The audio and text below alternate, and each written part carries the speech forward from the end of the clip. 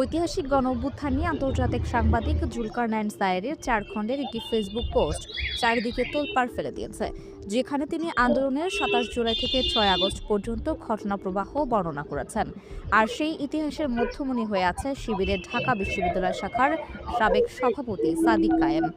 জুলাই আন্দোলনে সাদিকের কার্যক্রম হার মানায় হলিউডের থ্রিলার সিনেমাকেও। পুরো আন্দোলনকে যিনি এক সুতোয় গেঁথে রেখেছেন শুরু থেকে শেষ পর্যন্ত।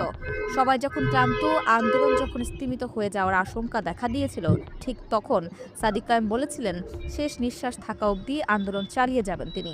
প্রয়োজনে জীবন দিতেও প্রস্তুত ছিলেন শিবিরের সাদিক কায়েম। জুলকারনাইন সায়েরের বর্ণনা করা এই ইতিহাস শুনে সবাই এখন বলছেন সাদিক কায়েমই ঐতিহাসিক গণঅভ্যুত্থানের আসল মাস্টারমাইন্ড। সাদিকই সব সমন্বয়কের আসল সমন্বয়ক। তিনিই আমাদের ইমাম। এই জাতির সারা জীবন সাদিক কায়েমের প্রতি কৃতজ্ঞ থাকবে। অথচ শুরু থেকেই